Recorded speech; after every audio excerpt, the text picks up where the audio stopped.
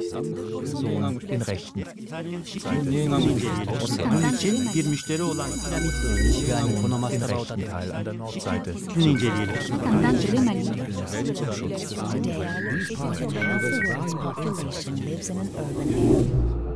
Moving forward. Les grands mobiles dont je vais vous parler aujourd'hui sont des personnes qui se déplacent fréquemment et de manière récurrente dans le cadre de l'exercice de leur emploi.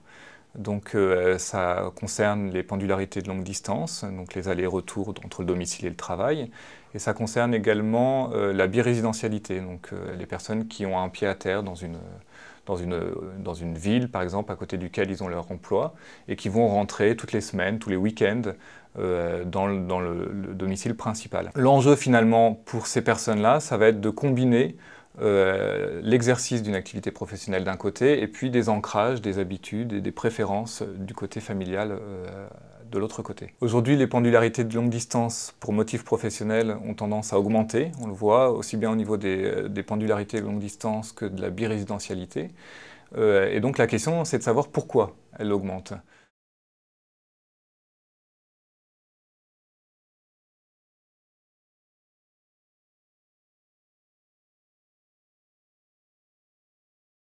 Alors la première raison qu'on peut invoquer, c'est déjà évidemment l'amélioration de l'offre de transport, avec des lignes de train à grande vitesse, une offre de transport au niveau routier aussi qui est meilleure, et puis évidemment l'aviation, le low cost, qui permet d'aller dans des villes assez loin, assez régulièrement, pour des coûts et des temps finalement assez faibles. Ensuite, on peut regarder de chacun des côtés de ce déplacement dont on parle, c'est-à-dire le côté logement et côté emploi.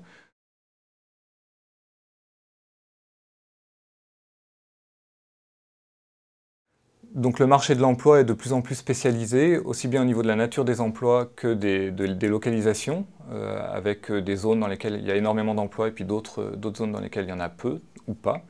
C'est le premier point. Le second point, c'est qu'il y a de plus en plus de contrats à durée déterminée, c'est-à-dire qu'il y a beaucoup de changements. On peut travailler à un endroit pendant une période de temps qui peut être assez courte, puis avoir à changer de localisation de travail. Et puis la troisième raison, c'est évidemment le chômage, et donc une difficulté à trouver un emploi qui va amener certaines personnes à devoir chercher un emploi plus éloigné de leur domicile parfois.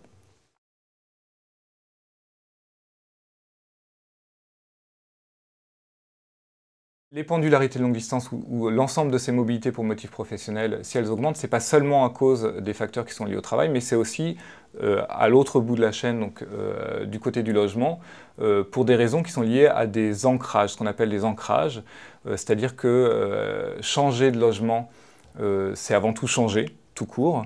Et habiter en un lieu, c'est y développer des ancrages, c'est y rencontrer des gens, avoir un réseau évidemment social, familial, des amis, avoir des habitudes, s'être approprié finalement ces lieux. Et donc il y a une certaine inertie vis-à-vis de ce changement de localisation résidentielle. Le deuxième point, c'est que évidemment un couple de biactifs va devoir gérer deux lieux d'activité professionnelle différents.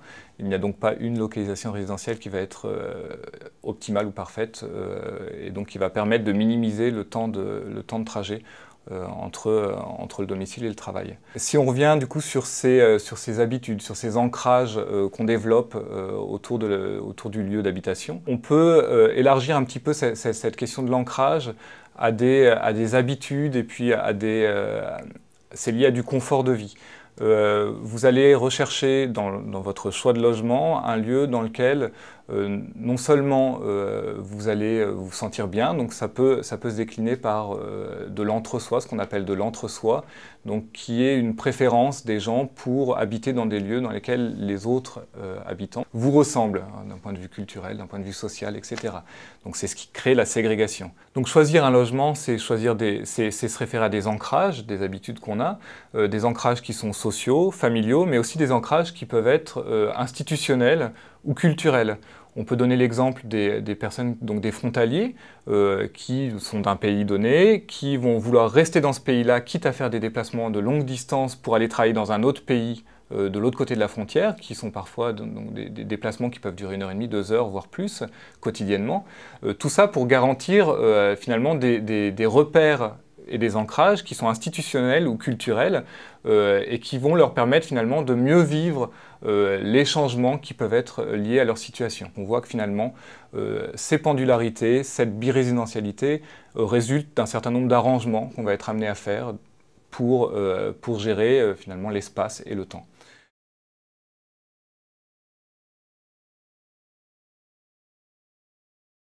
Si on veut essayer de se poser la question du pourquoi de l'augmentation de ces mobilités, ces grandes mobilités pour motifs professionnels, on peut essayer d'élargir un petit peu l'approche qu'on a du concept de mobilité. Donc la mobilité n'est pas qu'un déplacement dans l'espace.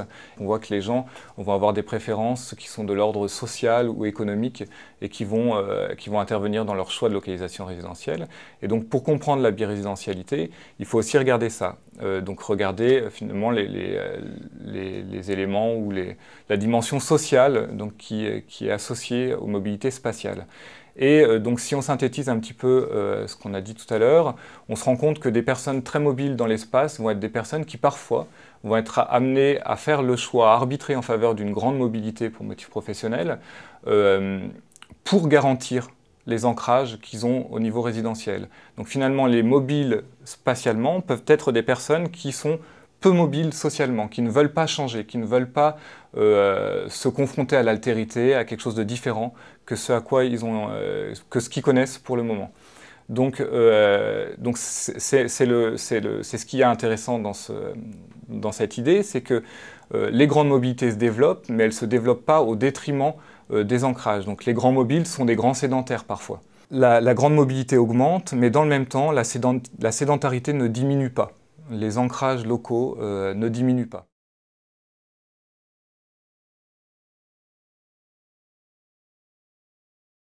Un autre des points qui va dans ce sens-là, c'est l'idée qu'on ne va pas pouvoir forcément changer aussi vite de localisation résidentielle qu'on va changer d'emploi. Et donc plus le marché du travail nécessite de la flexibilité, plus le chômage est élevé, plus la difficulté à trouver un autre emploi va être grande, et donc on va être amené à allonger la distance entre le domicile et le travail, et on va avoir un choix éventuel à faire au niveau du lieu d'habitation. Donc on imagine facilement accepter des pendularités de longue distance si c'est pour faire carrière, pour avoir un emploi mieux rémunéré ou pour avoir une situation finalement professionnelle meilleure. Mais on se rend compte que de plus en plus, ces grandes mobilités pour motifs professionnels ne sont pas liées à une amélioration dans la situation professionnelle, ont vocation à éviter le déclassement professionnel. Donc c'est pour éviter le chômage qu'on va être amené à parfois faire ces grandes mobilités-là, éviter le chômage et garantir, dans l'autre sens, un certain nombre d'ancrages qui sont liés à du confort de vie et qui vont permettre à l'individu ou à la personne de trouver un certain équilibre personnel.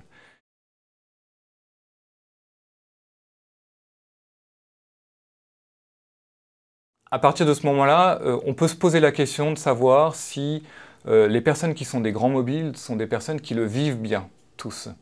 Donc on peut se poser la question des inégalités liées aux grandes mobilités. Donc par rapport à ça, la littérature sur les inégalités de mobilité nous invite à regarder non pas les différences qui existent entre les personnes qui sont mobiles et celles qui ne le sont pas, mais plutôt les différences entre les personnes qui peuvent être mobiles et celles qui ne le sont pas.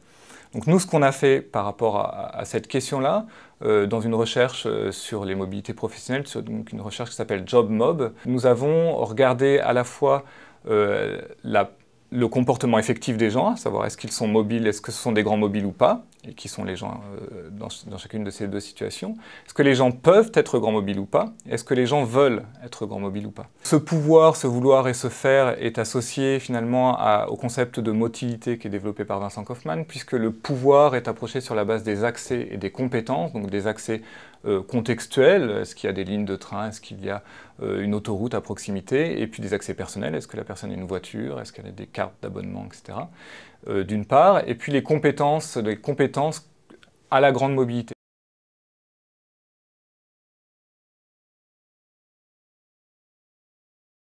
Qu'est-ce que ça peut être comme compétence? Ça va être avoir des facilités à lire des cartes, à s'orienter dans l'espace. Ça va être des capacités à occuper son temps de transport, à savoir gérer les incertitudes ou les changements. Quand, par exemple, il y a des problèmes dans les transports ou des embouteillages, etc. Donc, être capable d'organiser aussi son temps par rapport à ces impondérables.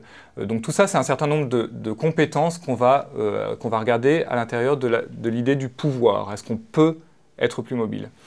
Donc tout ça, on l'a regardé sur la base de données qui sont des données, ce qu'on appelle des données de panel. Donc les données de panel, ce sont des données qui ont été collectées à 2 dates différentes auprès des mêmes personnes. Donc on a interviewé les gens en 2007, puis on les a réinterviewés en 2011, et on a pu par là étudier les changements.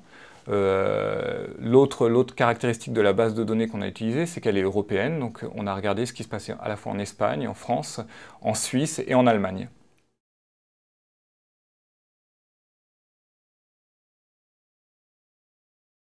Si on regarde les compétences de mobilité ou la possibilité que les gens ont de se mouvoir à travers des accès et des compétences, ce qu'on remarque, c'est qu'il y a des différences au niveau économique entre les plus aisés et les plus défavorisés, des différences aussi au niveau social entre ceux qui ont des niveaux de formation les meilleurs et puis les autres, et des différences entre les hommes et les femmes. Par contre, ce qui est plus étonnant, c'est que les personnes qui ont le meilleur pouvoir, donc qui peuvent le plus être mobiles, ne sont pas les personnes qui sont le plus mobiles. Donc il n'y a pas de lien entre la possibilité de se mouvoir et le fait de se mouvoir.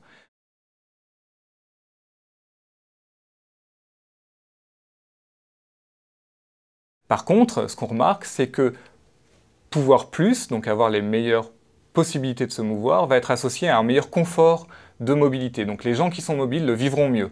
Donc ça, on le remarque à travers un certain nombre de questions qu'on a posées sur le confort et la manière dont les gens finalement vivaient cette situation de mobilité. On voit bien que ceux qui ont les meilleures capacités, les meilleures compétences, les meilleurs accès, le vivent mieux. Donc ça ne répond pas totalement à la question des inégalités. Si on regarde les comportements effectifs, on a une diversité très grande de profils parmi les grands mobiles. Et ce qui va nous permettre de parler d'inégalité, c'est quand on va aller voir, finalement, quand on va aller regarder les discours que les personnes ont sur ces grandes mobilités-là. Donc si on demande aux gens s'ils souhaitent être mobiles, on va pouvoir croiser ces éléments-là avec les capacités de ces gens-là à l'être, mobiles ou pas. Et ce qu'on remarque, c'est que si on se déclare prêt à être mobile, on va effectivement, à court ou moyen terme, le devenir.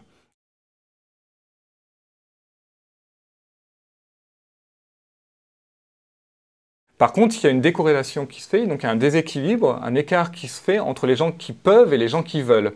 Donc on a des profils variés, avec des gens qui peuvent beaucoup et qui veulent beaucoup, donc des gens qui sont très motiles, et donc qui ont un capital de mobilité qui est très élevé, et qui vont avoir des facilités et puis, à se mouvoir et qui vont effectivement se mouvoir. Mais on trouve aussi des gens qui ont des possibilités élevées et une volonté faible, donc des gens qui décident de ne pas se déplacer à longue distance alors qu'ils ont les capacités ou les accès pour.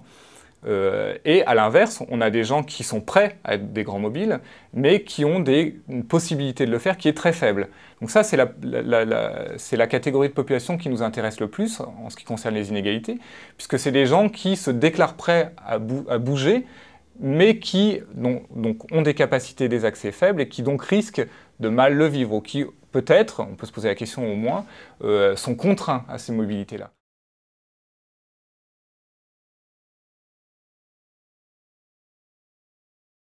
Donc si on regarde finalement ces populations-là, on se rend compte que c'est des gens qui soit sont au chômage, soit sont en situation de potentiellement être au chômage, soit ont vécu le chômage il y a peu de temps. Donc on voit bien que finalement, le chômage va avoir un impact très important sur la possibilité de devenir grand mobile. C'est quelque chose qu'on a repéré beaucoup en Espagne, puisque vous voyez que l'enquête a été faite entre 2007 et 2011, enfin en 2007 et en 2011, donc pile avant et après, bon après c'est pas très sûr, mais la crise économique. Et on se rend compte que les capacités des gens finalement ont assez peu changé en termes d'accès et de compétences. Par contre, la volonté des gens à se mouvoir a explosé. C'est-à-dire qu'il y a énormément de gens qui se déclarent disposés à penduler à longue distance ou à être birésidents, alors même qu'ils sont dans des situations sociales, économiques qui sont difficiles.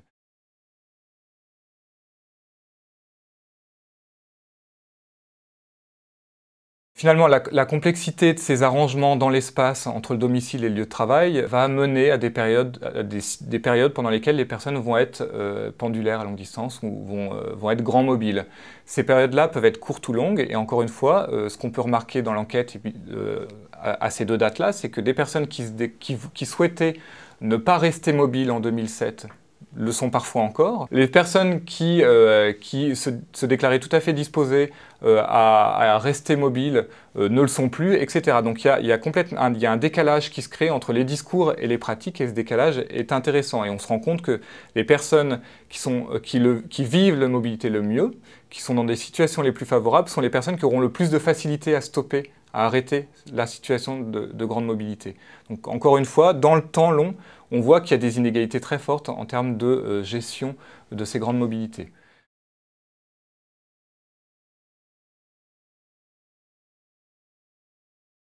Finalement, ce qu'on peut se dire par rapport à ces grandes mobilités-là, c'est qu'il y a un risque aujourd'hui du développement d'une norme de grande mobilité, donc un besoin d'être grand mobile pour survivre socialement ou pour vivre mieux socialement. Et c'est sans doute contre ce besoin-là de grande mobilité qu'il faut agir, c'est-à-dire qu'il est évidemment important de garantir aux gens la possibilité de se mouvoir, de travailler sur le droit à la mobilité, mais à travers les résultats de notre recherche, on se rend compte aussi qu'il est très important de travailler sur la garantie d'un droit à l'immobilité, c'est-à-dire de garantir aux gens la possibilité de ne pas être des grands mobiles s'ils ne souhaitent pas être des grands mobiles. Et ça, c'est quelque chose qui est de plus en plus difficile, et en tout cas, sur la période de temps qu'on a analysée, c'est quelque chose qui se développe fortement. La grande mobilité n'est pas une chose qui est bonne ou mauvaise en soi, quelque chose qu'il faut forcément défendre ou contre laquelle il faut lutter nécessairement, mais il faut garantir à chacun la possibilité à la fois d'être mobile si on le souhaite et de ne pas être mobile si on ne le souhaite pas, et puis la garantie aussi aux personnes de pouvoir sortir de situation de mobilité si elles le souhaitent et de pouvoir rester mobile si elles le souhaitent. Donc on voit que finalement il y a énormément de situations différentes pour les personnes, et c'est finalement à tous ces profils de personnes qu'il s'agit de s'attacher si on veut essayer de lutter contre les inégalités liées à la grande mobilité. Seite sowie den Ausweis den Rechten.